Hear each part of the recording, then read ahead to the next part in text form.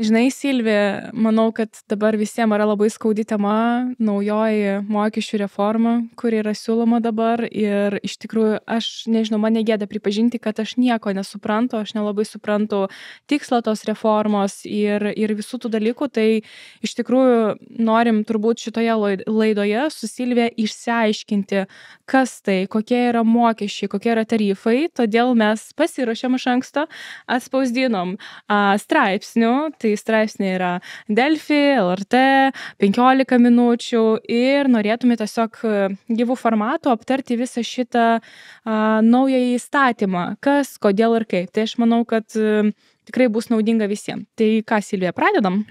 Pradedam. Tai gerai, tai bendrai, gal galim pakalbėti apie tos tarifus. Kiek matom, yra parašyta, kad įvedami protingesni tarifai, nežinau, kam jie yra protingi. Taip, dabar daug klausimų apie tą nekilnojamo turto mokestį, netgi pirkėjai ateidami pasižiūrėti, diskutuoja apie tai, tai reikia aptarti. Dabar nauji bandomi įvesti tie tarifai, tai būtų, kad reiktų mokėti turtui, kurio vertė nuo 40 000. Tai jau būtų 0,1%. Taip, nes aš dar mačiau, kad čia šiaip, man atrodo, praeito trečiadienio buvo aktualijos dar, kad yra dabar tas skaičius, nes prieš tai buvo iki 20 000, jeigu aš neklystu. Taip, dabar truputį jie kelia ir irgi ten įvairūs svarstymai vyksta, kokiam tai būtų taikoma būstoje, ne? Kad ar pirmam, ar aplamai, nes žmonės faktas, kai turi vieną būstą, tai dabar ir kyla tos bangos, nes žmonės, kaip ir jie viską sumokėjo, jie nupirko, jie ten dirbo sunkiai. Čia jau mano. Čia jau mano, realiai taip ir yra. Aišku, yra kitų šalių, kur tikrai moka tą nekilnojamą turtą ir čia žmonės įpratę. Bet mes, kaip sakant, mokam tos kitus mokesčius ir pas mus tas nekilnojamo turto mokestis irgi yra, tik ta vertė yra kitokia. Kaip sakant, o dabar nori ją tą žeminti, kad daugiau žmonių kaip ir sumokėtų mokesčius, kad jie surinktų į biudžetą daugiau pinigų, į ten išleistų vieniem ar kitiem reikmėm. Tai čia irgi kyla klausimas žmonėm.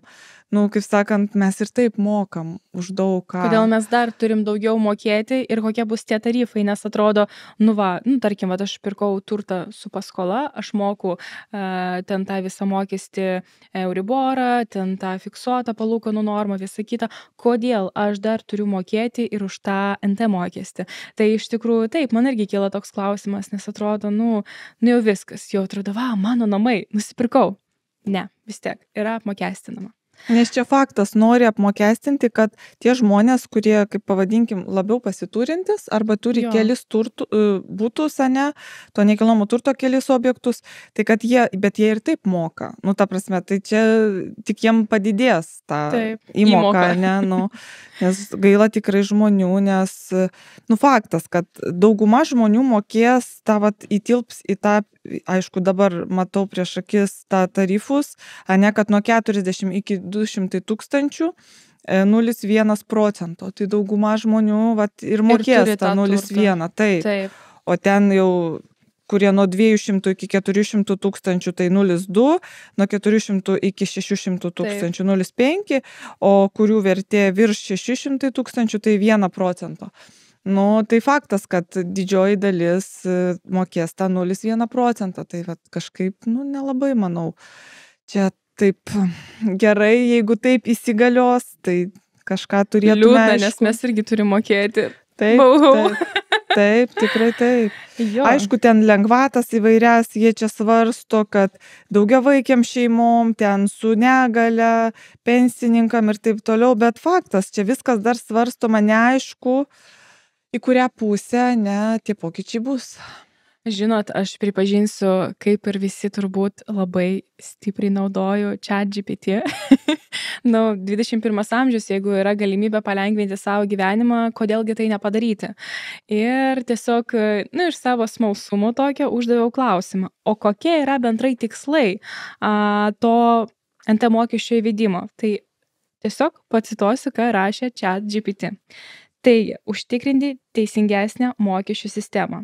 Tai pirmas punktas. Dabar nemaža dalis žmonių, ypač turtingesnių, sumoka santykiniai mažai mokesčių, pavyzdžiui, už vertingą NT. Kitas punktas.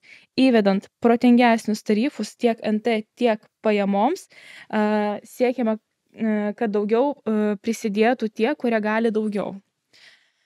Toliau, didinti valstybės pajamas. Kas be ko?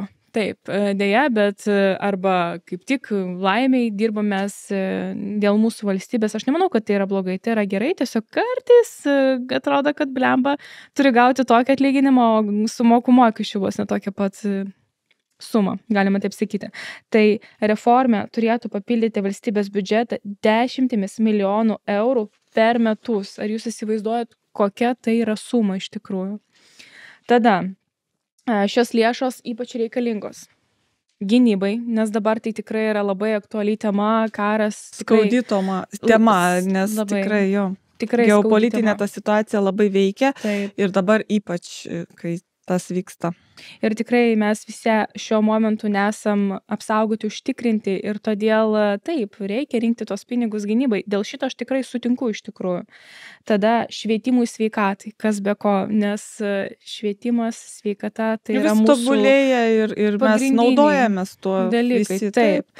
Taip, ir socialiniams reikmėms. Tai jo, iš tikrųjų, jeigu tas padės, tarkim, pagerinti mūsų, kaip čia pasakyti, pagerinti mūsų gyvenimo kokybę, aš manau, kad tai būtų kaip ir geras sprendimas. Toliau, trečias punktas.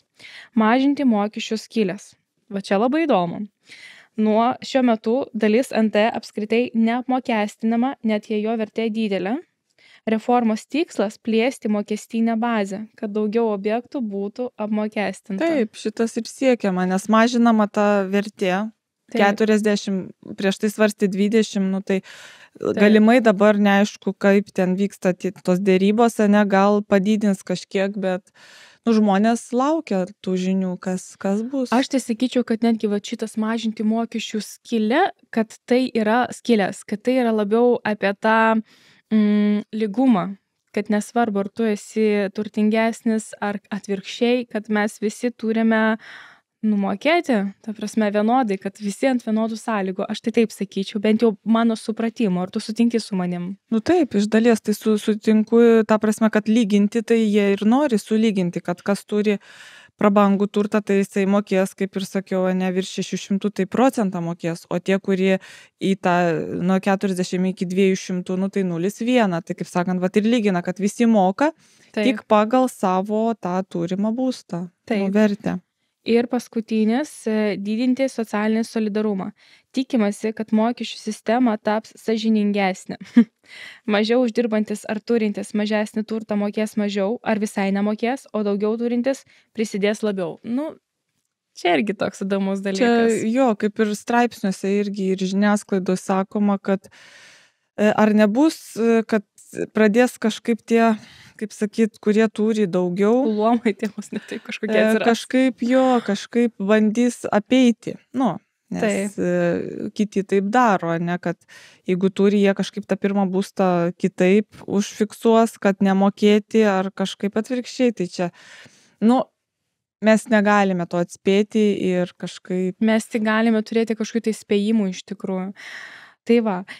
Ir turbūt tiek būtų apie tą mokestį. Tai dėl nuomonės turbūt vis tiek norim irgi šiek tiek pasisakyti dėl konkrečiai savęs, kad nežinau kaip Silvija, bet tarkim, aš negaliu pasakyti, kad aš esu vienareikšmiškai prieš, nes čia tikrai yra tų argumentų, kurie visai tokie ir protingi ir visa kita, bet iš kitos pusės galiu pasakyti, kad tiesiog gaila mokėti dar papildomai už tai, ypatingai kai tu jau įsigyji tą turtą ir kad tau dar reikia papildomai kažkokio mokesčio, iš tikrųjų, daug čia yra. Taip, aš sutinku su tavim, ta prasme, kad iš dalies taip, tik nežinau, gal tą reikia didinti, tą kartelę ne nuo 40, o dar kažkiek, taip, dar kažkiek, kad jau, nes tie iki 40, tai jų yra tikrai labai mažai.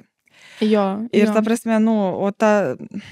nežinau, aš net nežinau, ką galiu siūlyti, bet faktas, kad tikrai, jeigu turi vieną būstą, tai jau galėtų jos atleisti aplamai. Ir nesvarbu, ar jis turi vieną vaiką, ar jis neturi vaikų, Nes ten, nu žinot, dabar gimdyti 3 vaikus, kad gaut lengvatą, nu tai čia irgi Ne, nesąmonė. čia irgi. Tai gal čia ir daro specialiai, kad demografinė situacija pagerėtų. Iš tikrųjų. Mes supratom.